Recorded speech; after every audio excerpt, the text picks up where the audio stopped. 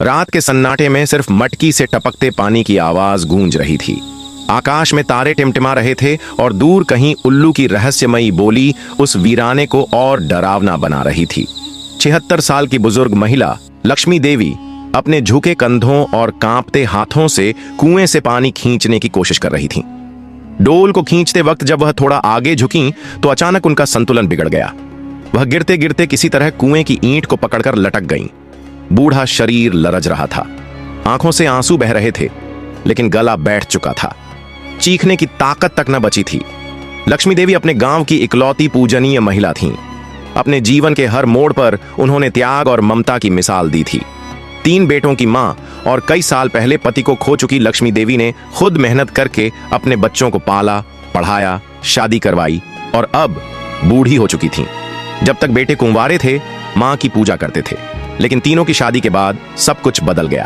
तीनों बहुएं विमला, शकुंतला और रानी अच्छे खानदानों से थीं, सुंदर और पढ़ी लिखी भी, लेकिन अहंकार से लबालब। शादी के बाद कुछ महीने तक तो सब ठीक चला, लेकिन धीरे धीरे बहुओं के रंग बदलने लगे। अम्मा के लिए घर में जगह कम पड़ने लगी। बहुएं खुद तो सजे धजे घूमती, लेकिन अम्मा को घिसे पिटे कपड़े पहनाकर रसोई में झोंक देती। एक सर्द रात अम्मा अपने कमरे में रजाई ओढ़कर सो रही थीं। बाहर तेज हवाएं चल रही थीं। बड़ी बहू विमला कमरे में आई और बिना कुछ कहे अम्मा की रजाई खींच ली। ये मेरी है, मेहमान आए हैं, ठंड लग रही है, कहकर वह चली गई। अम्मा ने कांपते हाथों से एक पुरानी चादर ओढ़ ली। जमीन की सर्दी सीधी हड्डियों में उतर गई थी, लेकिन आवाज नहीं निकाली। वह सोचती रही, क्या यही वो घर है जिसे मैंने अपने खून पसीने से बनाया? सुबह का वक्त था। अम्मा उठी। नहाने के लिए पानी चाहिए था। लकड़ियां ठंडी थीं, चूल्हा बुझा पड़ा था। अम्मा ने मंझली बहू शकुंतला को आवाज दी, बहू थोड़ा पानी गर्म कर दे बेटी।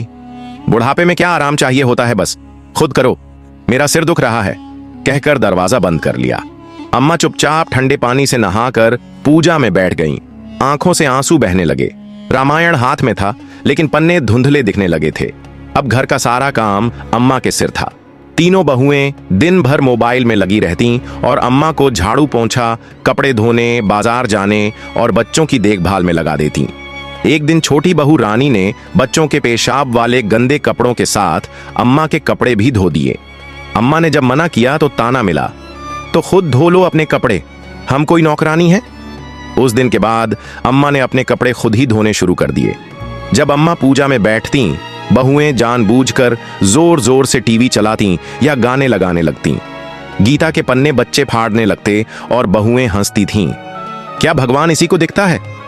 एक दिन अम्मा के सामने एक बहू ने बच्चों के कपड़े उनके पूजा के स्थान पर डाल दिए। अम्मा की आंखों से झरझर आंसू बहने लगे। एक दिन गांव की एक विधवा महिला सलमा बी, जो अम्मा की हमउम्र थी, उन्हें चुपचाप रोज खाने का डब्बा भेज देती। एक दिन जब यह बात बहुओं को पता चली तो उन्होंने घर में तमाशा कर दिया। इस उम्र में भी मर्दों से खाना मंगवा रही हैं, या कोई पुराना आशिक है? बेटों ने भी मां को ताने मारे। हमें शर्म आती है आपके इस चरित्र पर। अम्मा कांप गईं। अपने ही बच्चों से यह सुना? उन्होंने हाथ जोड़कर सलमा बी से माफी मांगी और कहा, अब मत भेजना बहन, मेरी औलादें मुझे बदचलन समझती हैं। एक दिन दोनों बहुएं झगड़ रही थीं कि अम्मा उनके बच्चों को क्यों संभालती हैं। एक ने कहा, तुम्हारे बच्चे को गोद में लिया, मेरे को नहीं। दूसरी बोली, पापा की मौत के बाद सिर्फ मेरे बच्चे को प्यार करती हैं। दोनों बहुएं अम्मा को पकड़कर खींचने लगीं, बच्चों को उनकी गोद में फेंकने लगीं।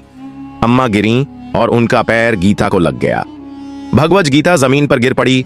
हे भगवान, माफ कर देना, अम्मा चिल्ला उठी। तभी कुछ हुआ। बड़ी बहू की आवाज गले में अटकने लगी। शकुंतला की आंखें उबलने लगीं। रानी जमीन पर गिरकर चिल्लाने लगी। कुछ ही मिनटों में तीनों बहुएं दर्द में तड़पती रहीं। उनके चेहरे मरोड़ने लगे। चीखें सुनाई दीं, लेकिन फिर खामोशी छा गई। गांव भर में खबर फैल गई, जो मां की इज्जत नहीं करता उसकी औलाद तबाह हो जाती है। अम्मा की बेटी मीनाक्षी, जो बहुत दूर ब्याही गई थी, खबर सुनकर आई। चलो अम्मा, अब मैं आपको लेकर जाऊंगी। जहां इज्जत है वहीं घर होता है। अम्मा ने गीता को चूमा, घर की मिट्टी को माथे से लगाया और चुपचाप अपनी बेटी के साथ चल दी। और आज गांव में जब कोई उस पुराने घर के सामने से गुजरता है तो कहता है, यह वही घर है जहां एक मां की बेआवाज पुकार थी, लेकिन सुनने वाला कोई न था। जिस घर में मां की इज्जत नहीं होती, वहां बरकत कभी नहीं रहती। मां का दिल तोड़ने वालों के घर खुदा की रहमत रुक जाती है। अगर यह कहानी आपके दिल को छू गई हो तो इसे जरूर शेयर करें। आप चाहें तो अगली कहानी का सुझाव भी दे सकते हैं।